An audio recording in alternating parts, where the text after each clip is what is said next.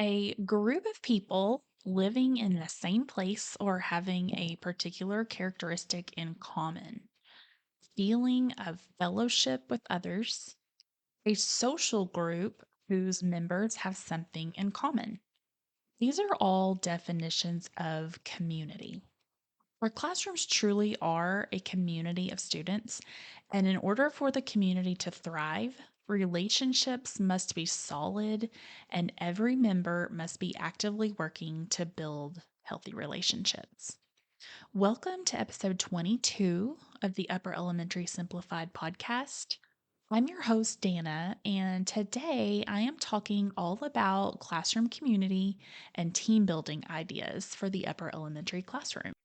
Welcome to Upper Elementary Simplified, the podcast where busy and overwhelmed teachers find thoughtful ideas to get students engaged in meaningful learning experiences. Hi, I'm Danna Rodebush, former fifth grade classroom teacher and founder of Teacher Tech Studio. I'm here to share practical tips and strategies that will help you grow as an educator. If you are a tired upper elementary teacher searching for ways to cut down your planning time while boosting student engagement, you are in the right spot. Are you ready? Let's simplify. Imagine stepping into your new classroom as a third, fourth, fifth, or sixth grade student, and your new teacher does not make you feel welcomed, and the other students are looking at you like your head is on backwards. Imagine continuing to feel like you don't belong 3 weeks or a month into the school year, and your teacher is starting to try to get you to learn how to multiply large numbers, or she is making you read out loud in front of the other kids. How much do you think you are really learning?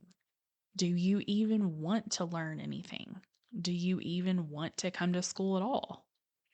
A sense of belonging is a characteristic that we all have inside. We need to be accepted, loved, welcomed, and cared for. This is especially important for kids in the upper elementary grades because some of them are already going through challenging times at home or even in their own minds. As teachers, it is our job to create a classroom environment that is welcoming to all students and encourage positive and healthy relationships in the classroom.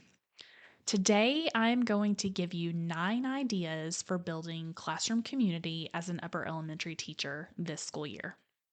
The first idea I want to give you is to set goals together as a class.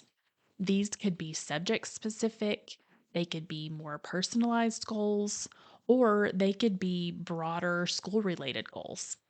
Examples for subject specific goals could be: we will all score 90% or higher on our math diagnostic quiz, or we will all read 7 books during the first quarter. Examples of personalized goals could be things like: we will each read for 30 minutes each night and then be able to discuss our reading with a partner the next morning. Or maybe an out of school goal like: we will each discover a new hobby by Christmas break. Other school related goals could be: our class will be the best behaved in the cafeteria, or we will be silent in the hallway at all times. Or even, we will sit by a different person at lunch every day until we have met with every person in the class. There are lots of goals that your students could set together, and it would be fun to let them brainstorm and have discussions. This in itself is a team building activity. The second idea I want to share is to search for fun team building activities to do with your students on a weekly basis. It would take forever for me to go over all of the activities out there, but I do want to share one activity that I've done with my students that is really fun. You may have seen this activity before, but it is a hula hoop passing activity where you have your students stand in a circle holding hands, which creates some laughter. And the hula hoop starts at a specific spot between two students, and you time them as they make it travel all the way around the circle without breaking hands. You could have them try to beat their own time each week. There are so many team building activities out there that you can find, and planning to spend 10 to 15 minutes each week on maybe a Friday afternoon would be a great way to build classroom community. Number three on the list is to have morning meetings with your students. You can set up a schedule where different students lead the meeting rather than you always taking the lead. And this would be helpful for building leadership skills in your students. Again, there are tons of templates and guides that you can find about how to run a morning meeting, but it can be as simple as one person sharing something that happened the day before, and then the other students get to ask questions. Number four is probably my favorite classroom community building idea on this list, and something that I did with my students the last 3 or 4 years I was in the classroom. And that is to have them create a special greeting, teach it to me, and then that's how we start our day each morning. They stand in a line, and as they get to me, we do our special handshake greeting and then go in and get their day started. The first year I did this, I think I allowed them to create 5 steps to the greeting, and then later I changed that to 3 steps. So, for example, maybe one student would create a greeting where we kick out our right foot and tap, then do a spin, then do a hand clap. Or maybe another student would do a double fist bump and then a toe tap and then end with a special word like sparkle. I'm pretty sure that came from Fuller House that year.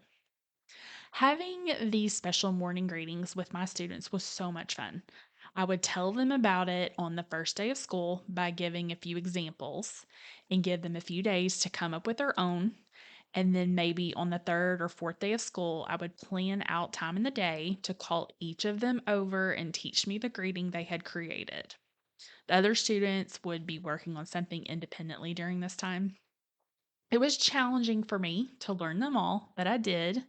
And the kids were really patient with me each morning as they had to reteach me until I learned them all. Number five on the list of ideas for building classroom community is to create a class song or a pledge all together.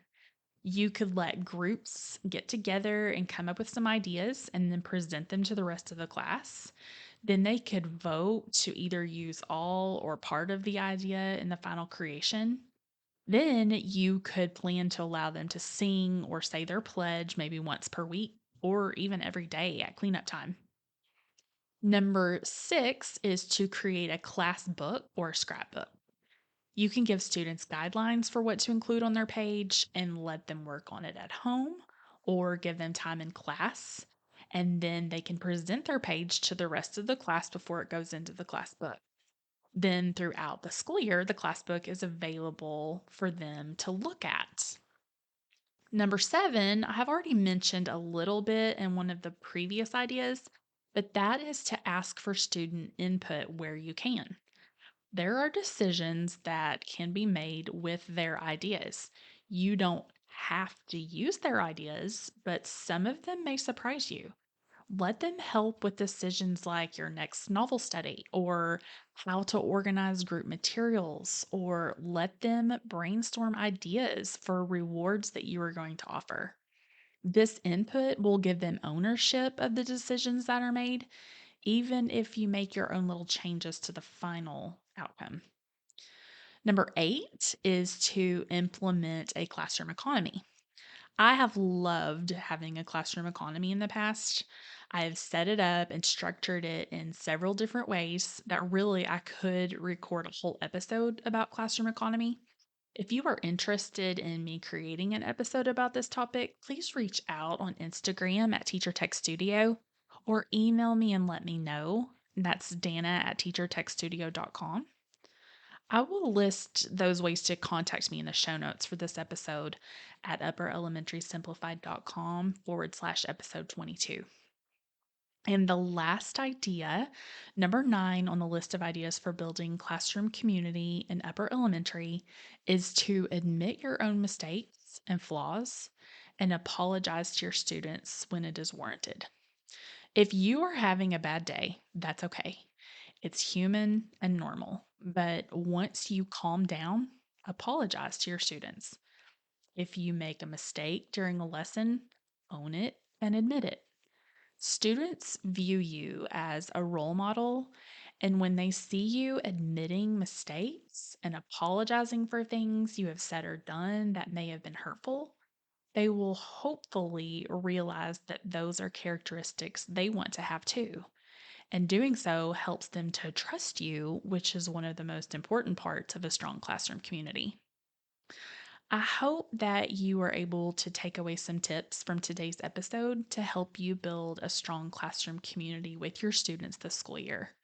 Remember to let me know if you want me to create a full episode about classroom economy by sending me a DM on Instagram or by emailing me. And I hope to see you back here next Tuesday. Thank you so much for listening to this episode of Upper Elementary Simplified. I hope you were able to take away something useful that will help you grow as a teacher. I do have a quick favor to ask before you go. If you are enjoying the podcast, please let me know by leaving me a review. It really does make a difference because reviews impact search results, which helps me to expand my reach to other educators. Plus, I love to read my listeners' comments. Until next time, keep life simple.